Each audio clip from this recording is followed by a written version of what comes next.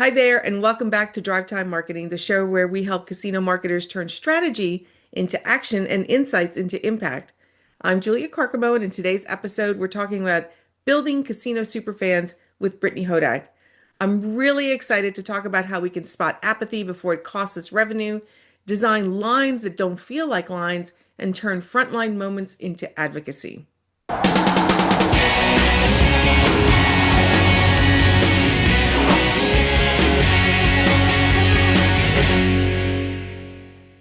Hey, Brittany, Julia, thanks for having me. I was going to say welcome. I'm so excited to reconnect with you and to have you as one of our first video guests. We've been doing this audio, and so now this year we're going into the video portion of our podcast. So if you could just tell our audience a little bit more about yourself and we can get started. Yeah, well, I'm an author and a keynote speaker, obsessed with helping people learn how to turn their customers into super fans, doing the things that are going to get them not to just come back, but also tell their friends. I am a super fan of Las Vegas. I happen to love the city. I know you've got listeners from all over the country, but I did not go to Las Vegas for the first time until I was 24, 25.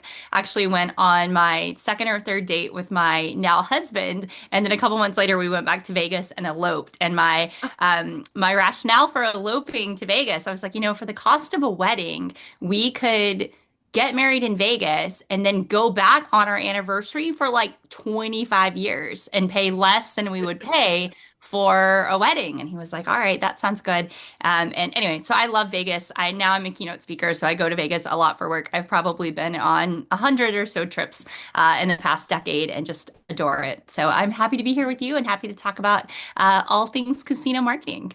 And that's where I first met you at the Brand Manage Camp conference, and where you introduced me to the notion of superfans and also a ballroom full of people. But But I think mostly still you. use this mostly. So let's talk about the concept of superfans. Before we started recording, I was telling you that we have a lot of customers that come our way, and we, as casino operators, we often think that customers like us, Mhm. and they see that in terms of how often a customer may come to visit or how much money they're spending. But that notion of a super fan, let's start with what exactly that is and how do you see it show itself? Yeah, so I define a super fan as a customer or stakeholder who is so delighted by the experience they have with a brand, product, or service that they become an enthusiastic advocate. So there's three parts to that definition. The first is these are people actually doing business with you. So this Mhm. could be your customers, your suppliers, your employees, but they're people who have a vested interest and an opinion that people will listen to when they share it because they know, not just like, oh, I've seen their ads on TV or I drive by. The second part, they're delighted by their experience. So we can talk a little bit about how we ensure that that happens. But essentially, they have more positive touch points than neutral touch points. So things are exceeding their expectations. And then finally, the third part of my definition is that they become an enthusiastic advocate. And what I mean by that is that they talk about you when the opportunity arises. So when people in their social groups or like an online forum that they are, anywhere that they are, and people are looking for a recommendation, for feedback, for advice, they speak up. They don't say, stay quiet. They say, like, let me tell you about this experience I have. And the reason that matters is that we know when somebody experiences your brand because they were referred to you, they're about 4 or 5 times more likely to refer somebody else. So it's really, really important to be getting those people that are coming via referrals because the ROI of the people that they're going to continue to send your way can be like literally exponentially higher than people that you're Right. attracting through other channels. I love that notion of delight. A friend of mine, Chris Province, has said this, and I often quote him that he says, "The road to loyalty is paved in delight." Yes, I love that quote. I That's a great do. It quote. is. So you are you're constantly on the road. You're experiencing things both personally and professionally. And one of the things that you noted just recently was that notion of um, apathy. In a recent blog post, I think you argue that outrage is noisy, but it's useful because apathy is a real threat because people don't just drift away, or they do because we're not paying attention. you think casinos can look at this? What's kind of a telltale sign that guests are crossing from caring to being checked out?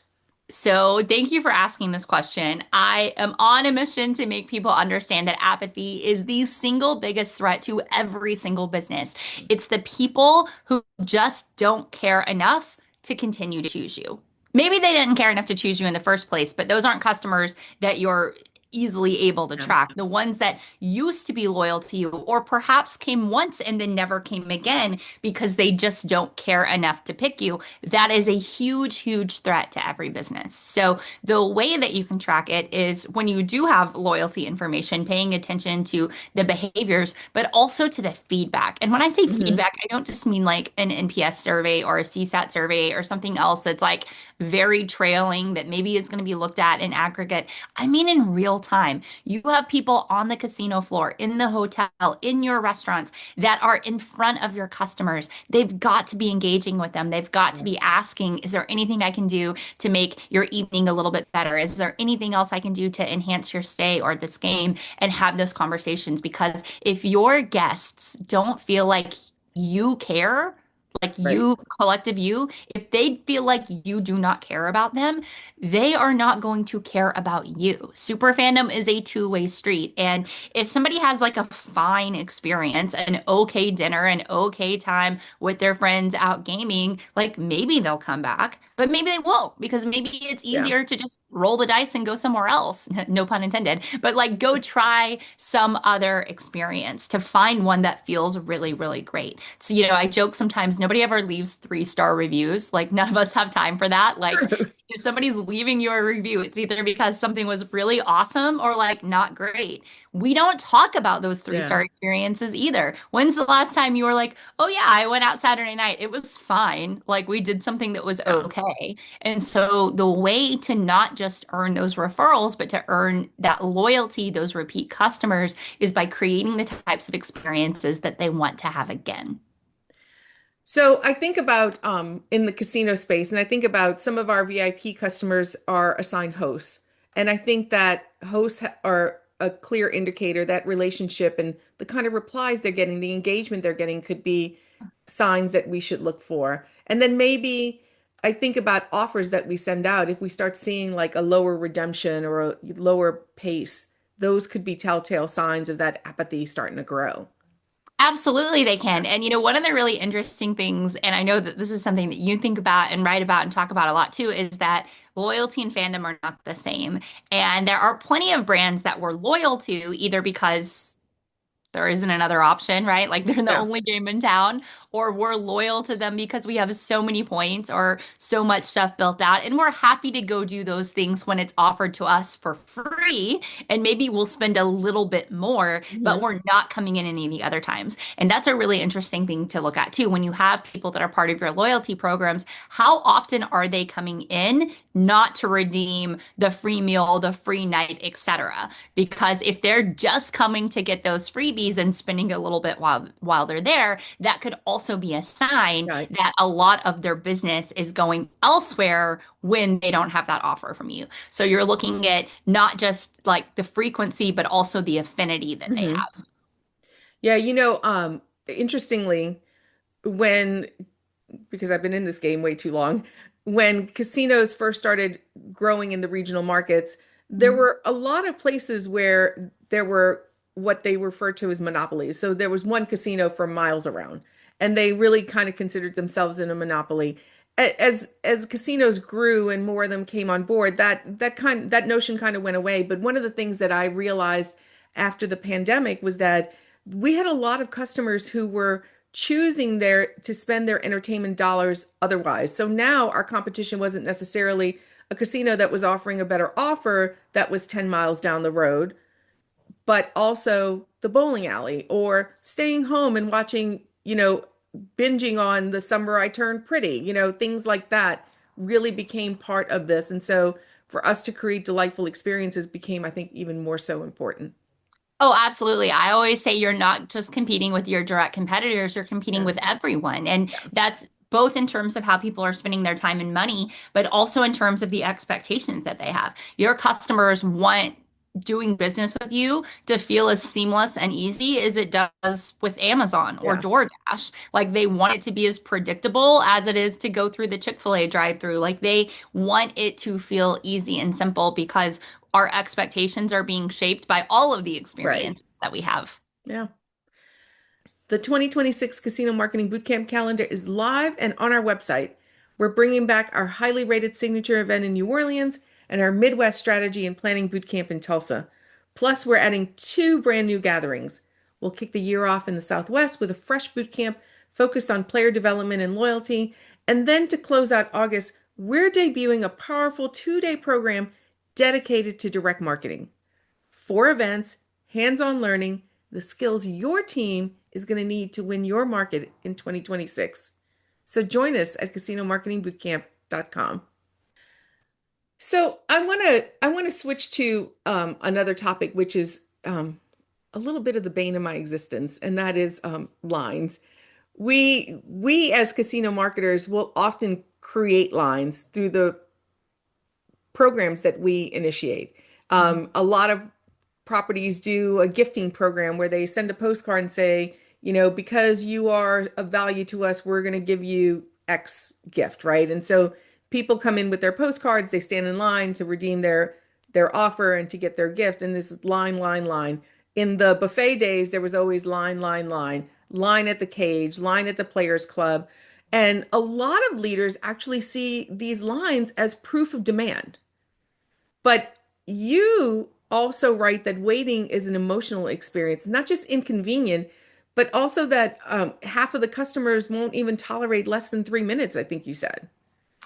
Yeah, well, it's really fascinating, and obviously, smartphones have been a huge game changer. I heard Trevor Noah, who I love his podcast. He was saying, gosh, it's probably been several months ago now, but that like he was saying to his younger brothers, you guys have never known what it's like to truly wait in line because you have something in your pocket to distract you, like Yes. you're able to do something else versus like what we remember when we were kids, you just like had to wait, and maybe you had a book with you or maybe you didn't, but you were just waiting. Yeah. And I think that generational shift is so important because there are people who are just like conditioned to not wait at all, and they're like, either they're on their phone and something's going to distract them, so they walk away, or they just get tired of it.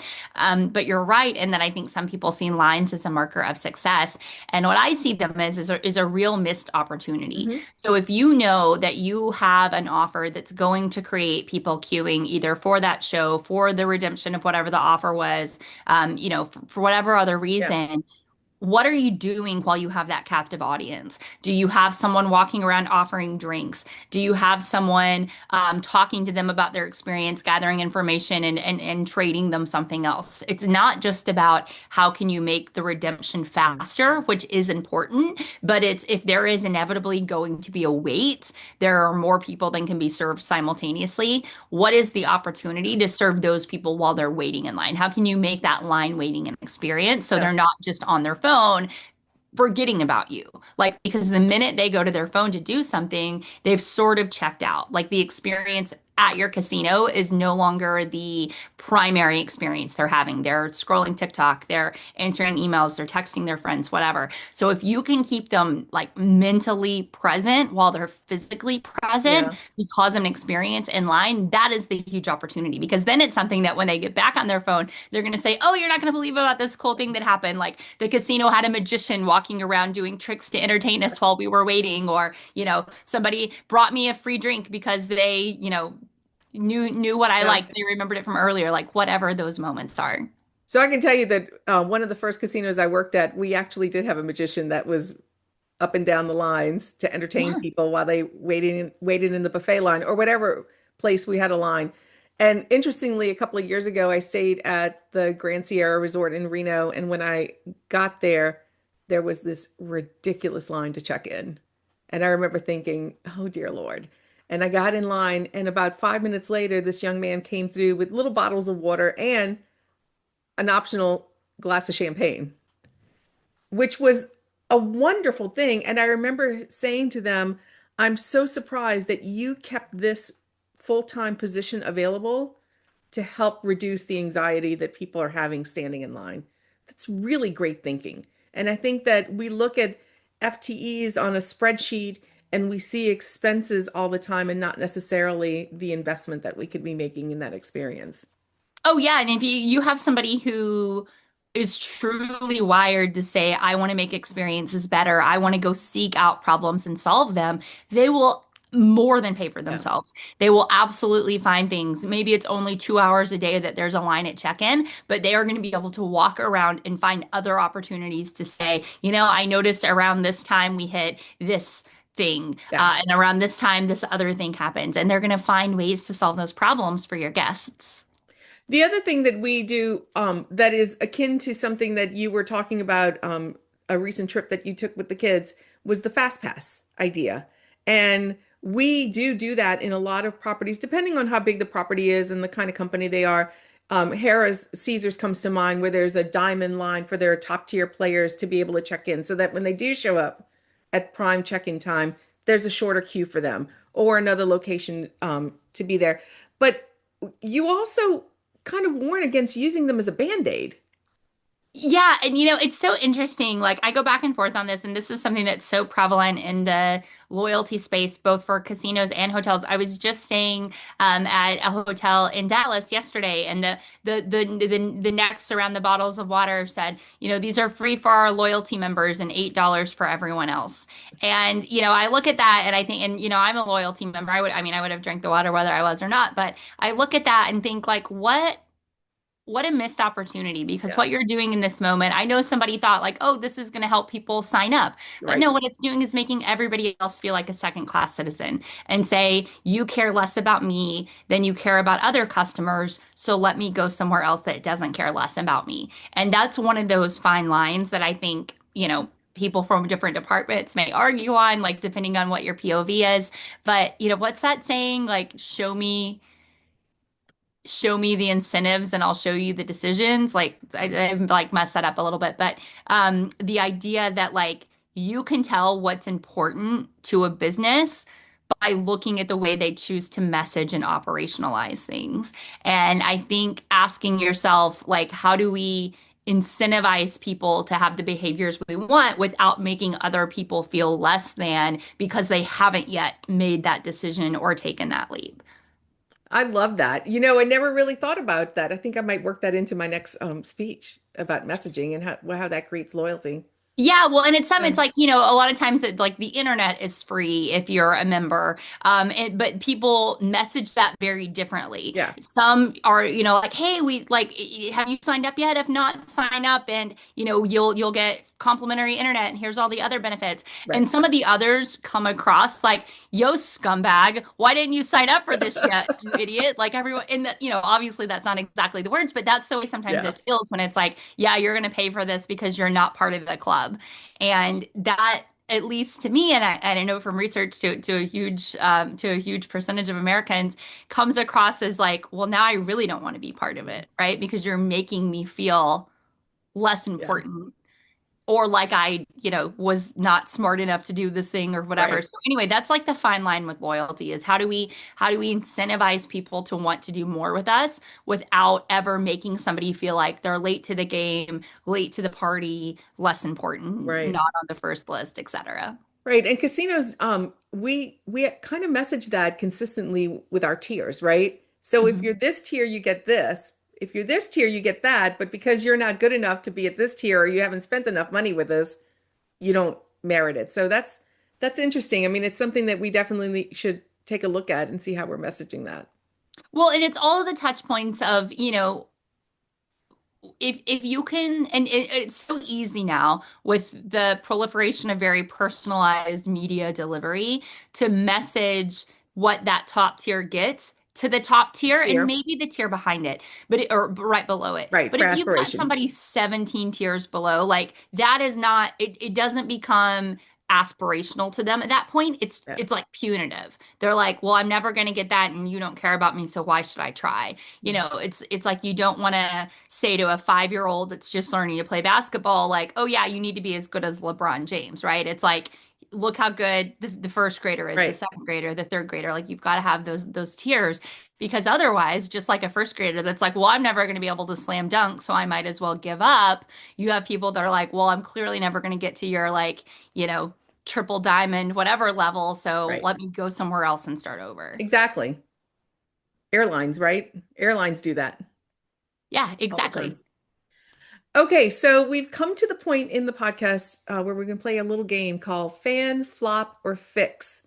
Okay, So I've got three things I'm going to give you, and you tell me whether you think you're a fan, whether it's a flop, or maybe it's a good idea and it just needs a little fix. perfect. So let's start with long lines at the Players Club. Fix. Definitely fix. I think that you're right. Just like water service, I think that we are bringing in a lot more technology and being able to kind of take care of some of those things with a kiosk or on your phone so that you're not standing in line is definitely an opportunity. And also what some of those things are, like if you know it's something that like they got a postcard in the mail that Yeah. says you get a koozie, don't make them wait to scan it. Like have someone just pass out the koozies, take their postcard, do it later. Like Yeah. there's zero reason for you to make someone wait in line for a simple transaction of I'm handing you something and getting something Yes. else. Yeah. What about generic we miss you emails? Oh, definitely get rid of those. What was it? Flop? What was the Flop, yes, yeah, flop. yeah, It's a flop. flop, yes. Yeah, it's a flop. Yeah. It's a flop. What you could do is send creative emails of, let's say, you know how many days it's been. We were just thinking about the fact that we haven't seen you in 176 days. Did you know that's how long it took for so and so to sail around the world in 1854? Maybe you're off sailing, but we hope when you're back you come visit us. Like if you do something that contextualizes it or makes it like funny or Funny, witty or yeah. tied to your brand in a way, maybe. But the generic, like, we miss you, it's like, yeah, you know who else misses me? Everyone else I'm not spending money with right now. Go to the back of the line. Well, and that's, goes to making a memorable email. I mean, that's always the name of the game, right? How can you make your email stand out in the slew of all the other emails that are standing in somebody's inbox? Yeah. That's a And great idea. do it as a postcard. Do it Yeah. as, a text message. Do it as something other than Yeah. an email. Yeah. What about well, we talked about the VIP Express line without fixing the regular line. I'm a fan of this. I really am. I think if you do it in a proper way, um, you you're clearly showing that you're serving multiple tiers of Yeah. audience without throwing it in their face. Yeah. So if it's a VIP line and it's clear on how I can earn access to that VIP line, I am a fan. That's great. So, any thoughts as before we close to our listeners, things that maybe they should think about doing maybe in the next 30, 60, 90 days? Yeah, I think one good thing is ask pe people like on the casino floor or that are checking into the hotel, like, hey, how'd you make the decision to come here today? And figure out how many people, like what percentage of people are coming Yeah. because they were referred by a friend or they came with a friend. Because if you're only acquiring people through paid advertising or through promotional means and offers, it likely means that you're on a road to people becoming apathetic. So you always want to make sure that you have people who are coming because they wanted to come because a friend said this is a place, or they're coming Yeah. back because they love it, not because they've like got the free dinner to redeem. So just ask those questions. You can do it formally, or you can do it informally, just Yeah. walking around. But if you hear people saying, I came because so and so said it would be great, or I came because I had a great time last time, then you're on the right track. Listen to what people are saying that made the Yeah. decision and then double down on doing more of those things. So if people are, referencing a person that, oh, so and so was so great or this experience was so great, find out how you can start to duplicate that so that even Yeah. more people are telling their friends. Yeah, we do regular surveys where we'll follow up with the visit and ask for satisfaction. But I don't know that we ever ask, why did you come? And don't do it after the visit. Yeah. Like a survey after the visit, you're already saying like, okay, now we're going to get like maybe 1 to 2% of the people Right. that came to actually do this. Like actually walk around and ask people. You could even have your dealers ask this question. You can have your waiters ask this question, like Yeah. incorporate it into the people that are already having conversations. And it's just like a slight tweak, right? So maybe instead of like, Right. what are you here celebrating? Like, what did we do to make you decide to come hang out with us tonight? Right. What was it that made you want to do this? And Yeah. then you're going to learn so much from your customers. Yeah. Well, thank you, Brittany. I know that everybody is going to get a lot of value out of this few minutes that we spent together, but I know that they want to hear more and they will definitely learn a lot more from you. How can people find you and get in touch with you? Well, thank you for asking. My book is called Creating Superfans. It's available everywhere books are sold. And if you want to learn more about me or the book, you can find all the things at brittanyhodak.com. Thank you so much.